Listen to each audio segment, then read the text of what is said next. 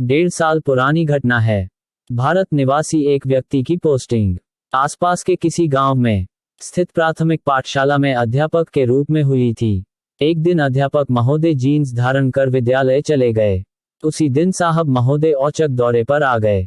अध्यापक महोदय कर्मठता से बच्चों को कक्षा में पढ़ा रहे थे।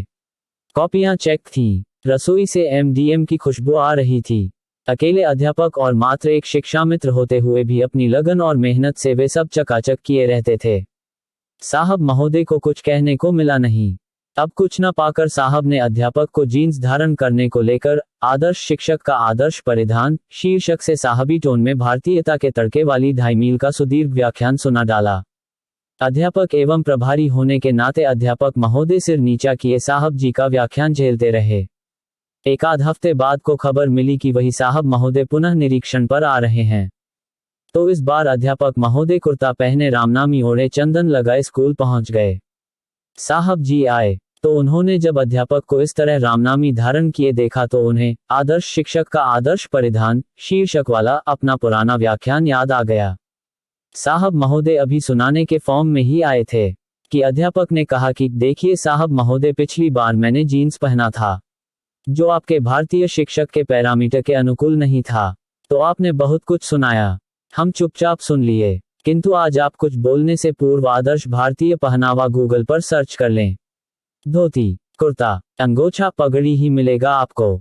इसके साथ अभी त्योहार है और मैं एक धार्मिक नगर का धर्मनिष्ठ निवासी हूँ, तो यह चंदन, रामनामी आदि हमारी आस्था का प्रतीक हैं।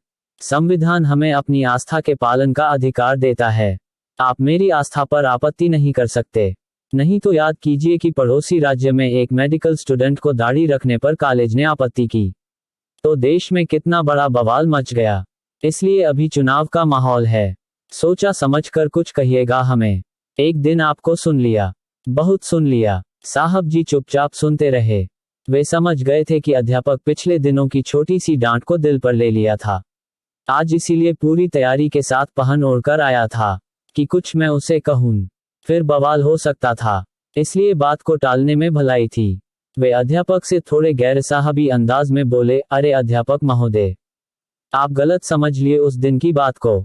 आप जो मन पहन सकते हैं, काहे बवाल करते हैं? छोटे भाई हैं आप, मैं तो आपको समझा रहा था, कुछ कहा थोड़े ही था। जो मर्जी कीजिए, जो मर्जी पहनिए। वैसे भी आज तक ड्रेस की स्पष्ट परिभाषा नहीं मिल पाई है। जो साहब जैसे चाहें व्याख्या करते फिरते हैं।